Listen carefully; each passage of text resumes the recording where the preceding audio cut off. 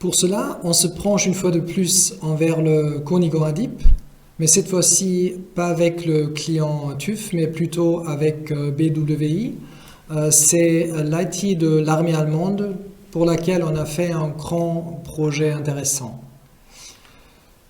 Ce que je vais vous montrer, c'est tout d'abord les fonctions autour de ContentSurf. Vous voyez ici plus ou moins le modèle de données. Et la première chose que je vais faire, c'est importer les classes de ContentSurf. Pour cela, je clique sur un bouton et maintenant il va voir dans la base de données de ContentSurf ce qu'il y a comme classe. Et là, il a créé les classes qu'on a utilisées pour l'armée allemande.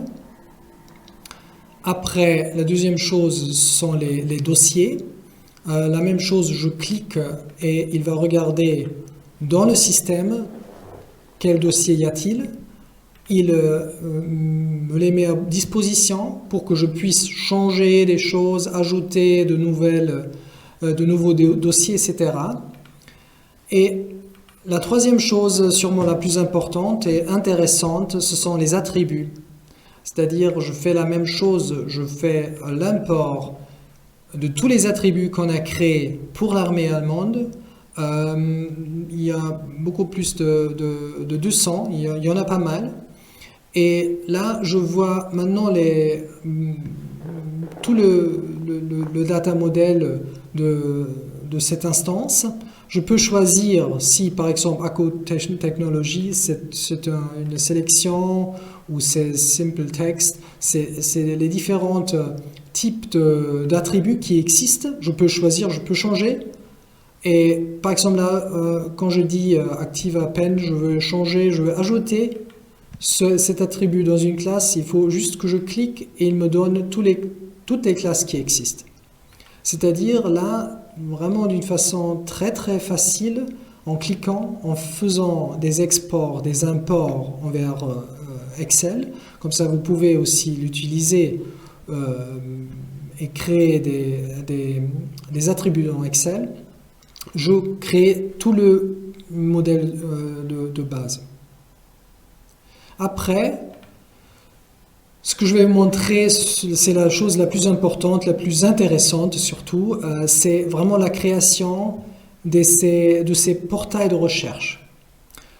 Pour cela, j'ai créé, disons, deux portails où je peux choisir ce que je vais exporter. C'est-à-dire, ici par exemple, Kunde, client, je clique et il me donne, juste en cliquant, vraiment tous les attributs qui existent. Je définis le type, dans ce cas-là c'est array, c'est-à-dire c'est sélection multivaleur. Je peux choisir ici aussi, je veux juste exporter les informations de BW, c'est-à-dire l'armée allemande. C'est juste ça ce que je vais exporter. Et vous pouvez définir ça partout, aussi par le fabricant, tout ça, vous pouvez tout faire. Et vous pouvez bien définir où vous voulez utiliser cet attribut. C'est-à-dire il y a Show, Table, Search et Facet. Facet, c'est-à-dire la facette de recherche que vous allez voir tout à l'heure. Vous définissez juste, ça doit être une facette et vous l'aurez. C'est vraiment très très facile à faire. Là, en rouge, ça signifie OK, c'est un attribut dans un sous-tableau.